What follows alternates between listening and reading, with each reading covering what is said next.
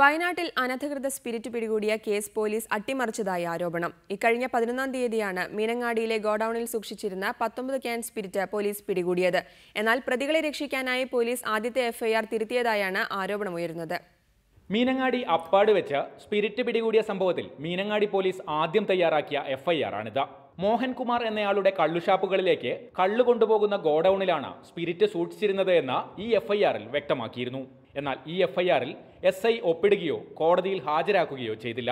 പിന്നീട് SI ഒപ്പിട്ട് കോടതിയിൽ ഹാജരാക്കിയ എഫ്ഐആറിൽ മോഹൻകുമാർ എന്ന പേര് ഒഴിവാക്കിയിരിക്കുന്നു. അപ്പാട് എന്ന സ്ഥലത്തുള്ള കള്ളുഷാപ്പുകളിൽ എന്ന് മാത്രമാണ് ഈ എഫ്ഐആറിൽ രേഖപ്പെടുത്തിയിരിക്കുന്നത്. ഷാപ്പ് കോൺട്രാക്ടറുടെ പേര് ഒഴിവാക്കിയതിന് പിന്നിൽ വൻ പണമിടപാട് നടന്നതായാണ് ആക്ഷേപം. 19 വലിയ ക്യാനിൽ സൂക്ഷിച്ചിരുന്ന സ്പിരിറ്റാണ് എഫ്ഐആറിൽ വെറും 19 ലിറ്ററായി മാറിയതെന്നും ആരോപണമുണ്ട്. കേസിൽ മലപ്പുറം സ്വദേശികളായ സുബ്രഹ്മണ്യൻ, ഗിരീഷ് എന്നിവരെയാണ് പ്രതികളായി ചേർത്തിരിക്കുന്നത്. ഇതിൽ സുബ്രഹ്മണ്യൻ ഉൾപ്പെട്ട ഗ്രൂപ്പിന് മലപ്പുറം മഞ്ചേരി റേഞ്ചിൽ 4 കള്ളുഷാപ്പുകളുണ്ട്. ഇയാളെ സ്പിരിറ്റ് കേസിൽ പ്രതി ചേർത്തിട്ടും ഈ ഷാപ്പുകൾ സീൽ ചെയ്യാത്തതിന് പിന്നിലും അഴിമതിയുള്ളതായി ആരോപണമുണ്ട്. കമൽ, റിപ്പോർട്ടർ, വയനാട്.